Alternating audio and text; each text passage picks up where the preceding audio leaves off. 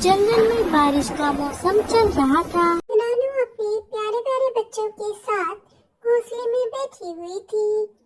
तभी जंगल में तेज हवाएं चलने लगती है। नानू का घोंसला उड़ जाता है। मम्मी, इस अचानक आए तूफान ने हमारा सारा घोंसला तोड़ दिया। अब हम कहाँ जाएंगे? बच्चों, तुम चिंता मत करो, मैं तुम्हें अभी मीनू मौसी के घर छोड़ आती हूँ। तुम्हारा घोंसला बन जाएगा, मैं तुम्हें वापस ले आऊंगी।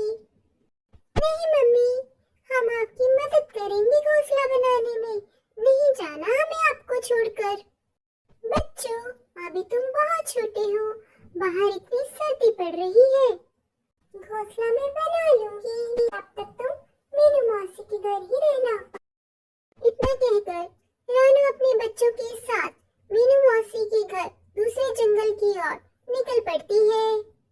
मीनू मौसी के घर पहुंच जाती है और उनके घर का दरवाजा खड़काती है। मौसी, ओ बुलबुल मौसी, जल्दी से दरवाजा खोलिए। रानू बहुत देर तक मीनू मौसी का इंतजार कर रही थी। तभी वहां पर बुलबुल चिड़िया आ जाती है। रानू, तुम यहाँ?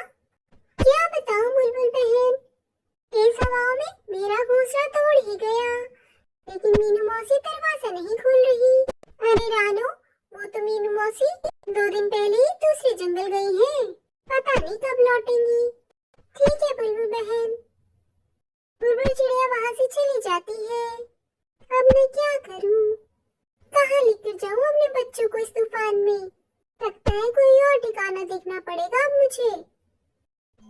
बुलबुल बहन का भी घोंसला बहुत छोटा है, क्या करूं भगवान मैं? रानू अभी सोच ही रही होती है, तभी तेज बारिश शुरू हो जाती है। रानू अपने बच्चों को लेकर कालू के घर पहुंच जाती है। कोई है? आप सब कौन हो? क्यों आए हो मेरे घर? क्या चाहिए आपको?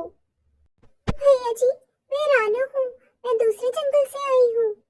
इस बरसात के मौसम में क्या आप मुझे अंदर ले लेंगी? मेरे बच्चे बीमार हो जाएंगे। मैं बारिश रुकते ही अपने बच्चों को लेकर अपने जंगल की ओर लौट जाऊंगी। रुको चिड़िया, तुम्हें अंदर लेने से पहले मुझे अपनी पत्नी से पूछना होगा। कल्लू जी, इतनी तेज बारिश में कौन आ गया है बाहर? बाहर मीनू मौसी के रिश्तेदार आए हैं। मीनू मौसी तो दूसरे जंगल गई है, इसलिए वो चिड़िया अपने बच्चों के साथ हमारे घर आना चाहती है। अरे नहीं नहीं कल्लू जी, मैं नहीं दे सकती अपने घर में आश्रय किसी को भी। जाओ, आप इस चिड़िया को जाकर मना कर दो।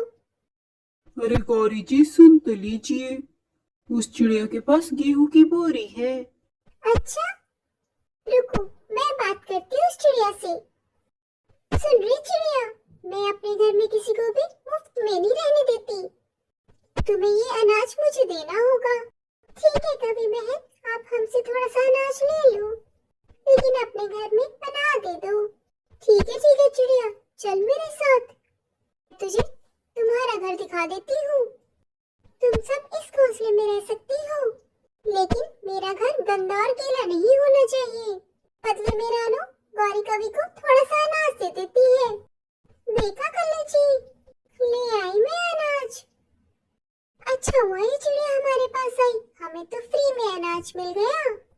दूसरे रानू चिड़िया के बच्चे सो गए थे, लेकिन रानू को नींद नहीं आ रही थी। जाने ये बारिश कब रुकेगी, कब मेरा नया घोंसला बनेगा। ऐसी ही रात बीत जाती है। रानू सुबह को देखती है, फिर से बारिश हो रही होती है।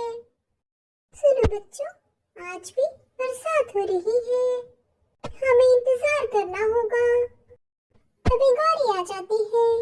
सुन रही चिड़िया, आज भी बरसात हो रही है, अगर तुम्हें आज भी मेरा घर चाहिए तुम्हें अनाज देना होगा। पर कभी बहन, हमने थोड़ा सा अनाज तो आपको दे दिया था, अगर मैं सारा अनाज आपको दूंगी तो मैं क्या खाऊंगी? वो सब मुझे नहीं पता। अगर तुम्हें इस घर में रहना है तो अनाज देना होगा। हम पे दया करो गौरी बहन, इतनी तेज बारिश में मैं अपने बच्चों को लेकर कहाँ जाऊँ? अरे तुम तो चिड़िया मेरे पीछे ही पड़ गई हो। या तो अनाज दो या घर से निकलो, मैंने कोई धर्मशाला नहीं खोल रखी। मुझे मेरा अनाज दो और तुम घर ले लो, चिड़िया अपना सारा अनाज गौरी कवि को दे देती है।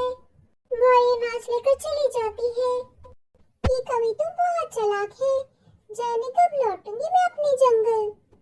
रात हो जाती है और बच्चे सो जाते हैं, लेकिन अगले दिन सुबह भी बारिश थमने का नाम नहीं ले रही थी। तभी गौरी रानू के सब बच्चे लेकर दरवाजे पर आ जाती है। सुन रही चिड़िया, या तो अनाज दे या घर से बाहर निकल। गौरी बहन, मैं कहाँ जाऊँ इतनी बरसात में, हम पे दया कीजिए। सुन रही चिड़िया, मुझे तेरी कोई बात नहीं सुननी, तुझे यहाँ से जाना पड़ेगा। या तो अनाज दे या घर खाली कर। मम्मी, अब हम कहाँ जाएंगे, हमें बहुत ठंड लग रही है।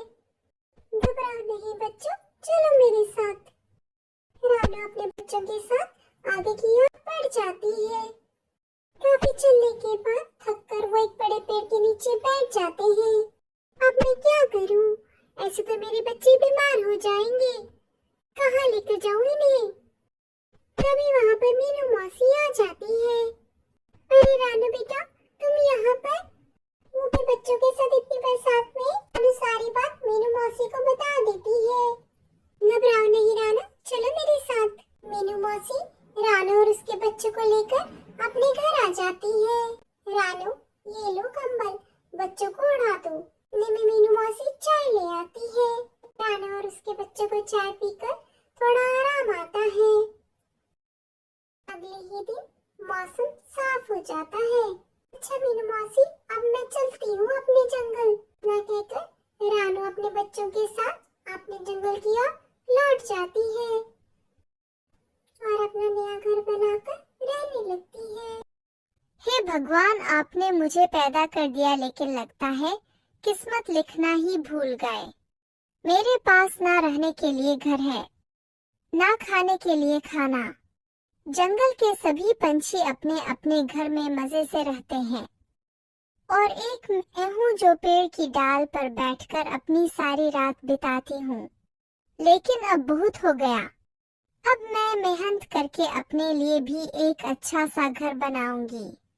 मैंने मेहनत मजदूरी करके कुछ पैसे इकट्ठा किए हुए हैं, उसी से मैं कोई अच्छा सा व्यापार करूंगी। उसके बाद मेरे पास पैसों की कोई कमी नहीं रहेगी। लेकिन मैं कौन सा व्यापार करूं, मुझे तो कुछ पता ही नहीं है व्यापार के बारे में। रानू चिड़िया बहुत ही ज्यादा गरीब थी। रानू के पास ना रहने के लिए घर था और ना ही खाने के लिए कुछ खाना, ना काम करने के लिए कोई नौकरी। वो दिन भर इधर उधर खेतों में काम करके अपना गुजारा करती थी और अपना पेट भरती थी और रात होते ही पेड़ की डाल पर बैठकर रात गुजारती थी।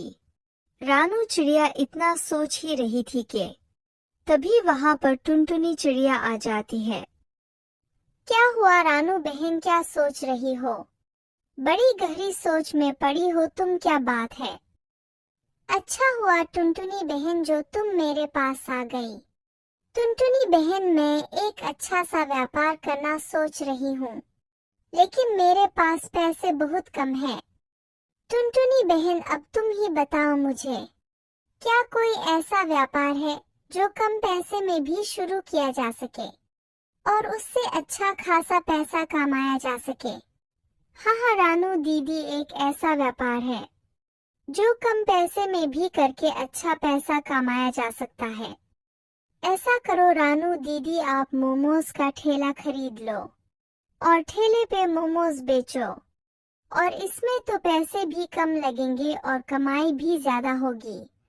हाँ टुनटुनी बहन, तुम बिल्कुल ठीक कह रही हो, मैं मोमोज का ही ठेला लगाऊंगी।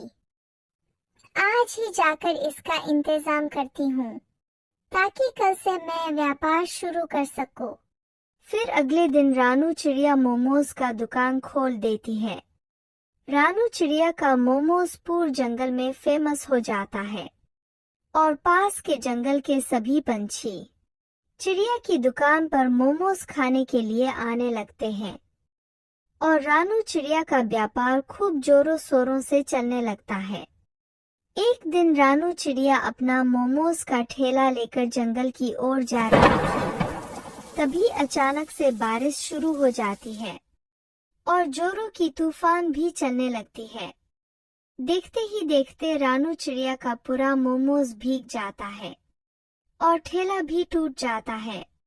जब कुछ देर बाद बारिश रुक जाती है तो रानू चिड़िया रो रो के कहने लगती है, हे भगवान, ये क्या हो गया?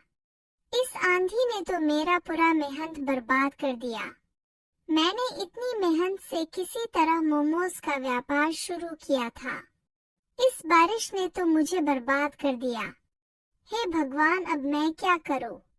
मुझे तो कुछ समझ में नहीं आ रहा है। ऐसा करती हूँ, मेरे पास कुछ पैसे पड़े हैं, मैं उसी पैसे में दोबारा से मोमोज बेचना शुरू कर देती हूँ। अगले दिन फिर रानू चिड़िया मोमोज का ठेला लगाने लगती है और पहले के जैसे ही उसका व्यापार अच्छे से चलने लगता है। उसके बाद जब चिड़िया के पास अच्छे खासे पैसे जमा हो जाते हैं तो रानू चिड़िया बहुत कुछ सोचने लगती है। अरे, अब तो मेरे पास बहुत सारे पैसे आ गए हैं। इतने सारे पैसे से मैं अपने लिए एक अच्छा सा घर खरीद सकती हूँ। मैं कल ही जाकर एक अच्छा सा घर पता करके आती हूँ।